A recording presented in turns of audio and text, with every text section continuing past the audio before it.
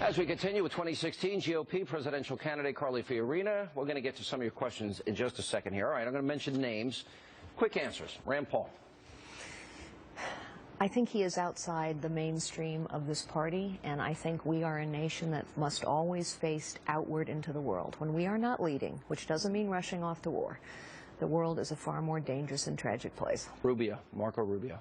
I think he is a politician with a great future. I think he would make a great Veep. Jeb Bush.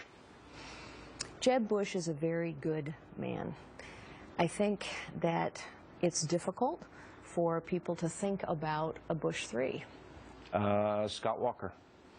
Guy with a lot of grit and a lot of heart. He has a very different experience set than I do, which is a lifetime in Wisconsin politics. Ted Cruz. Smart man, a very smart man. And I think that being president requires unifying the country. Rick Perry. Rick Perry is a good friend of mine. Rick Perry got me to outsource a lot of manufacturing from California to Texas, as a matter of fact. He's very convincing. He was up here and he almost lived in New York, stealing business from New York. Barack Obama. You know, I think he is a good father, a good husband. I think he loves this country, but honestly, I think his ideology is so foreign to what I believe this country is about. I think he has no experience in what leadership really is. And I think now we need someone in the Oval Office who understands what leading really means. Hillary Clinton. I think she's a hard-working, intelligent woman who has dedicated her life to public service. I think her ambition to be president far outweighs her ability to be an effective leader. Let's go to Facebook. We have Henry Robert, who writes, as a question for Carly Fiorina, what makes her any different than all the other candidates, and why should I vote for her? Well, everything about me is different. I'm not a professional politician, which means I can challenge the status quo in Washington. I understand how the economy actually works. I understand how the world works and who's in it. I understand how bureaucracies work. That's vital because government is one big, bloated, corrupt, inept bureaucracy. Right. I understand technology, an incredibly important tool and also a weapon in the hands of our adversaries.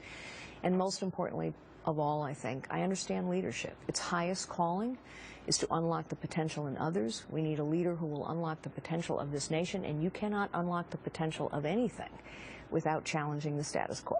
Let's go to Chuck. He writes on Twitter, Carly, as a smart, effective woman, how would you deal with a dysfunctional Congress and Senate? Good question. You have to get the American people to put pressure on the political system. Our system does respond to pressure.